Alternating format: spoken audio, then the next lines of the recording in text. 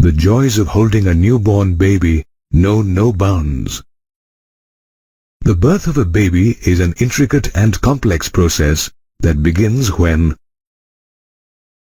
the zygote undergoes cleavage and develops into a blastocyst, a hollow ball consisting of a trophoblast, an inner cell mass, and a cavity called blastocele. As the trophoblast grows outwards and penetrates the endometrial lining of the uterus, the blastocyst, with a developing embryo, gets implanted in the uterus and pregnancy is initiated. After implantation, the trophoblast grows further, which causes the blastocyst to sink in and get covered by the cells of the uterus. As the blastocyst sinks further into the uterus, finger-like projections called chorionic villi start appearing on the trophoblast. As the chorionic villi grow further, they interlock with uterine tissues to form the placenta, a structural and functional unit between the developing embryo and maternal body. Interestingly, when the placenta begins to form, the inner cell mass moves downwards and differentiates to form an embryonic disc consisting of 3 germ layers: the outer ectoderm, middle mesoderm, and inner endoderm. The term germ layer indicates that each of the layers gives rise to tissues. The ectoderm, for instance, gives rise to the nervous system and the skin, whereas the mesoderm develops into muscles and organs such as the heart and kidneys, while the endoderm gives rise to the entire digestive system.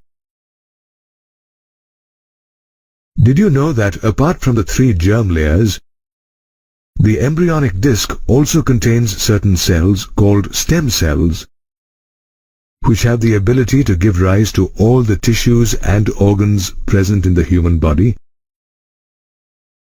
As the embryonic disc grows, the cells of one side of the disc grow faster than those on the other side. This causes the disc to roll and form a cylindrical embryo.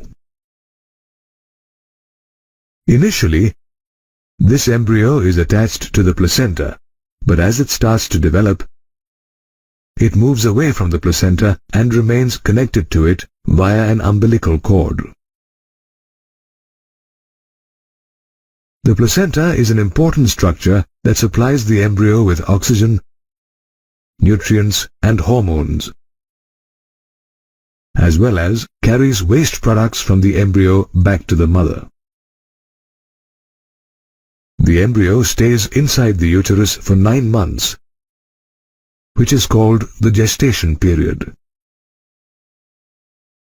During this period, the embryo undergoes several developments.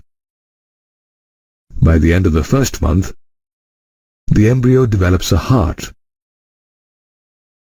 while the end of the second month marks the transition of an embryo to a fetus with developing fetal limbs and digits. And by the end of the third month, most of the organs are already formed. Another 4 months and the fetus is rapidly gaining weight and its bones get stronger. By the beginning of the 9th month, the fetus is fully developed and assumes the position it will take during delivery. Interestingly, while the fetus is undergoing several developmental changes, the mother's body too is undergoing several hormonal changes. The ovary, for example, starts secreting a hormone called relaxin. Likewise, the placenta starts secreting hormones such as human chorionic gonadotropin, or HCG, and human placental lactogen, or HPL. Incidentally, HCG, HPL, and relaxin are secreted only when a woman is pregnant. Apart from the secretion of these hormones, the levels of other hormones such as estrogen, progestogen, cortisol, prolactin, and thyroxine also rise rapidly in a pregnant woman's body. These hormones support the growth of the fetus as well as maintain the pregnancy. Increased levels of progestogen and estrogen, for instance, put the menstrual cycle on hold and prevent the shedding of the uterine lining, which is embedded with the developing fetus.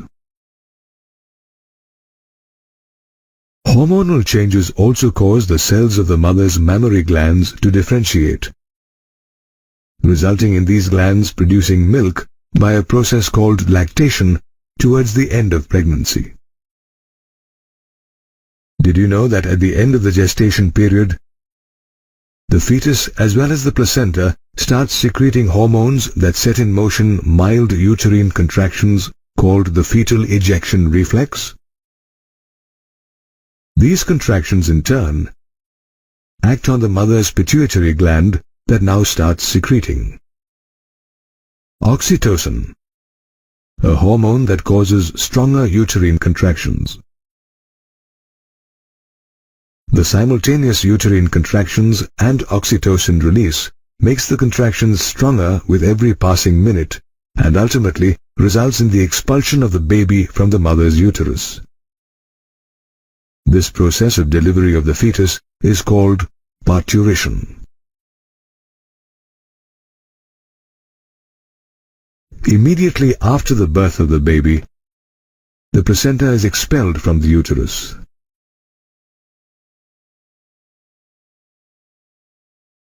Soon after birth, the baby needs to be breastfed by the mother as early as possible.